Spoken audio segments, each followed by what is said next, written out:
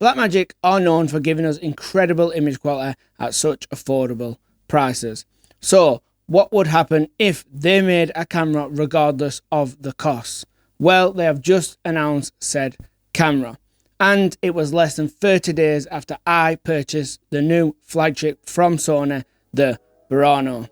In this video, I want to tell you which camera I think will be better, if I'm going to buy the Ursa Cine, and if I have any regrets. Let's start off by getting the really obvious stuff out of the way. These cameras are extremely expensive and built for really tailored reasons. If you are someone who's looking for bang for buck in a camera, then you definitely should look elsewhere. That said, Blackmagic being Blackmagic, the Ursa Cine comes in at 10k USD less than the Sony Burano. This gets a bit complicated. We'll touch more on that a little later.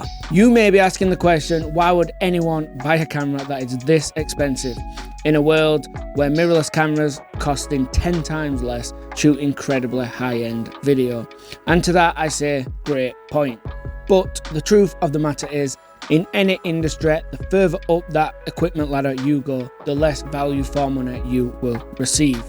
This is simply because the bigger the jobs you will be working on, the more money you can save on stuff like time savings, and the more money you can earn on stuff like landing that new client or project. This is the same in any industry. This is not just filmmaking. So, being someone who has actually spent my own hard-earned money on this type of camera, let's find out if I really have made a $25,000 mistake. So what are Blackmagic releasing here with this new Ursa Cine? Well, in Grant Petty's own words, who is the CEO of Blackmagic, he says this is them ripping up the script and creating a camera without considering costs. All the tech they have squeezed into one singular camera, and I'm definitely here for that kind of attitude. What this does do is it answers a few common questions we often see around Blackmagic cameras. For those people who believe that Blackmagic may have some kind of autofocus system or IBIS system that is ready to go, I'm afraid they don't. Otherwise, this would have been the perfect opportunity to add it into a camera. But let's talk about what this camera does have. A 12K full frame sensor capable of capturing in open gate. This camera must have some serious compute power to package up those Blackmagic RAW files in 12K at these high frame rates. The 12K resolution definitely does outbeat the Burano's 8.6K resolution, but I'm not sure we need 8K, never mind 12K, and Blackmagic have also announced there is a 17K version on the way. But that said, that is kind of a medium format size sensor, and that could be a whole video by itself. But the frame rates and resolutions available to capture inside the Ursa Cine are definitely a step above what is capable from the Sony Burano, so that is a big win for the Ursa. Blackmagic claim this new sensor has 16 stops of dynamic range, and from their history, I expect this to be pretty true. In the real world testing and use case, I reckon that we are going to get a solid 14 to 15 stops from the Ursa Cine, which definitely trumps the Burano. Sony do claim that the Burano has 16 stops, but from the tests I've seen online, in real world terms, it looks like we are dealing with around 13 to 14 stops of dynamic range. This means that the Ursa Cine looks like it's going to have at least one stop extra of dynamic range. From a design standpoint, to me, the Ursa Cine just looks big.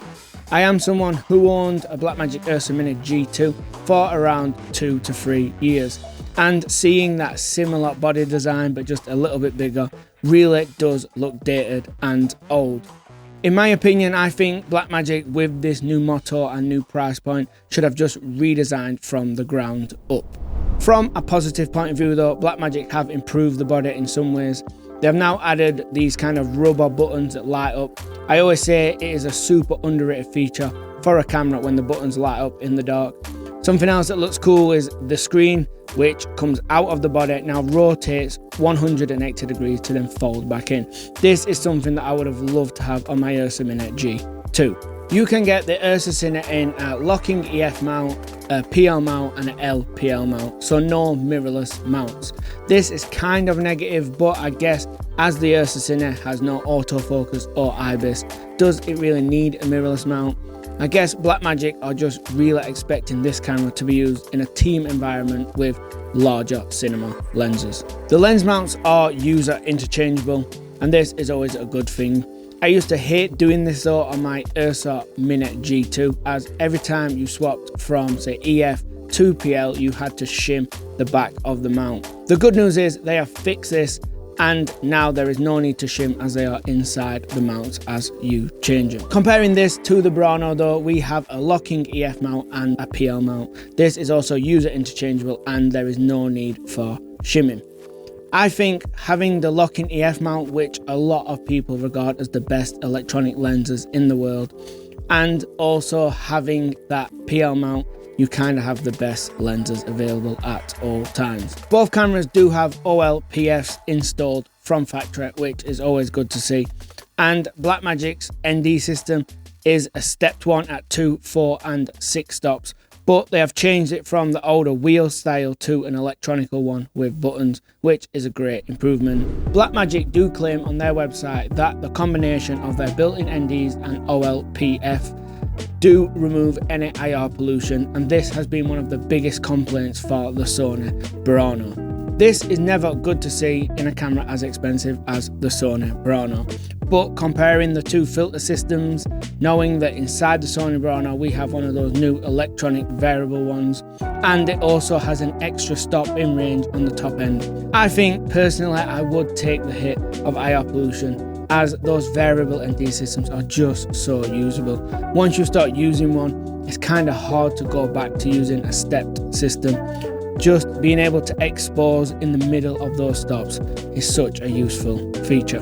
Another massive negative for the Sony Burano is how bad the rolling shutter is in like full frame 8.6K. It improves a little bit in like Super 35, 5.6K, but again, it is not great for a camera that costs as much as the Burano. Looking at the Ursa Cine's frame rates in the top resolutions, I'm guessing that we are going to get a super good readout from the Ursa Cine. I am not someone who worries too much about rolling shutter, as it's just never been in the way or ruined any of my shots. I know there are some people out there who really care about rolling shutter, and I can see that being one of the biggest selling points for the Ursa Cine.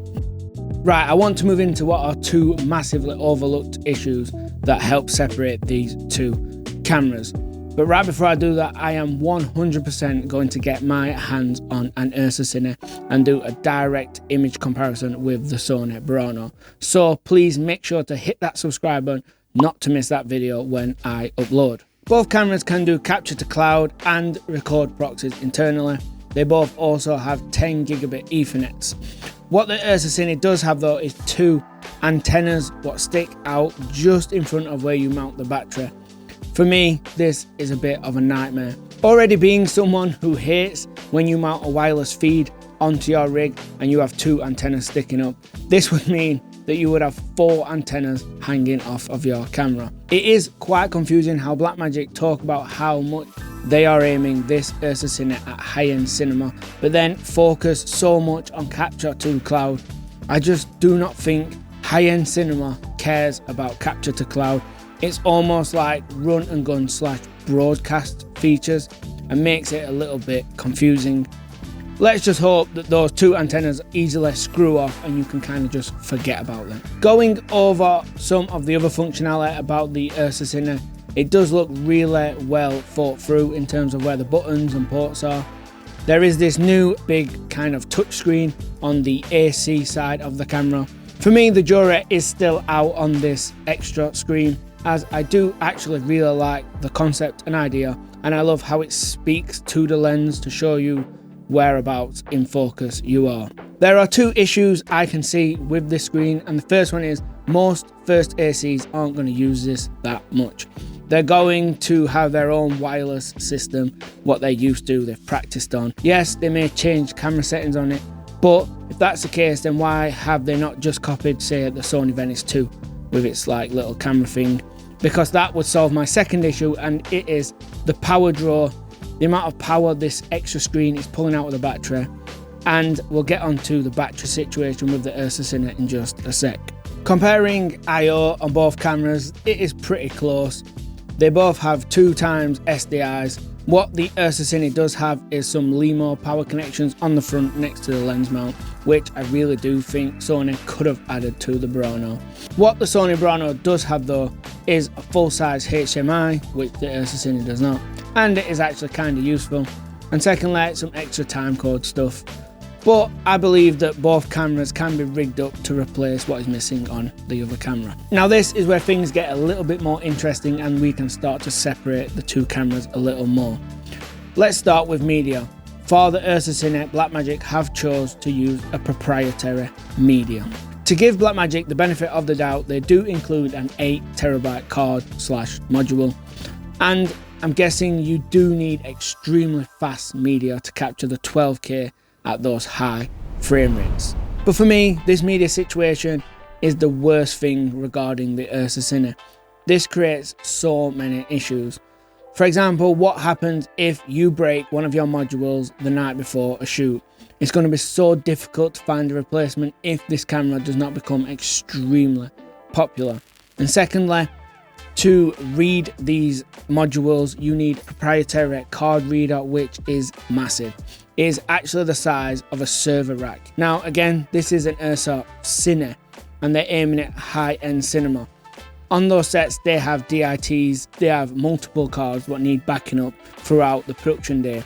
Are they expecting the DIT team to have a server rack that they put in a van and load out to be able to load and read?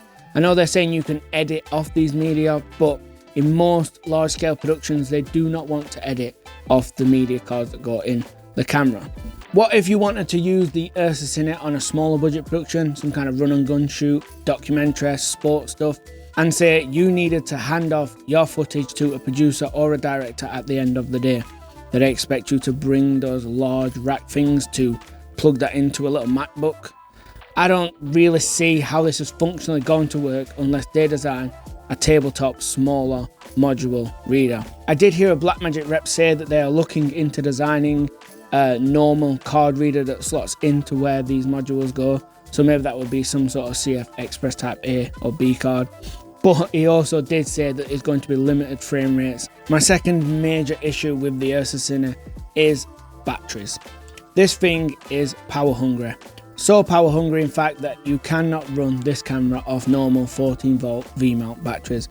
You need the newer style batteries which are 26 volts. The only other camera I know of using these batteries is the Alexa 35, which as a byproduct makes them extremely expensive. And there are so many filmmakers and productions who have invested so much money in V-mounts. Not just for cameras, for lights and monitors, the list just goes on and on. Comparing that to what a Sony Burano does in terms of power usage, when capturing XAVC-I, I can get around 5 hours off a large V-mount. And this does drop a little bit when we drop into the compressed RAW, but nothing crazy. And while we are talking about codecs, I do believe that Blackmagic RAW is the best codec, but I must admit Sony have done an excellent job with its XOCN. They are very similar, both really kind on your computer. You do not need any kind of crazy powerful machines, and both have really similar settings in terms of recovery and correcting white balances, etc. Something else the Sony Burano has going for it is recently in CineD's lab test, it scored the second best ever camera at recovering underexposed and overexposed footage, and this was behind the Alexa 35. So let's compare price. On the face of it, the Ursa Cine is 10,000 USD cheaper than a Sony Burano. But if you do want to include an EVF with the Ursa Cine, which I do think will be better than the one included with the Sony Burano, this is an extra 1,500 USD. And you do get an 8TB card/module included with the Ursa Cine, but you do not get a reader. So to be able to take your footage off the camera, you also need this big rack mounted card reader, which comes in at another $2,000. Then there's the battery situation. I am not sure how many you are going to need to run an Ursa Cine for a full day of production before you say can recharge them again overnight. but as a professional, I think you'd be expected to have at least 3 or 4, and that is probably being a little bit risky. So let's give it the benefit of the doubt and say you spend another further $2,000 on batteries, which is extremely conservative. That comes in at a total of 20,500 USD. And at this point, you still only have one memory card or module. And the cheapest card available from Blackmagic is another 8TB one, and it comes in at 1,300 USD. And I've not even got into how much extra hard drive space you're going to need if you want to capture those high frame rate 12K images. All said and done, I honestly believe there is only $3,000 or $4,000 difference between the Ursa Cine and a Burano.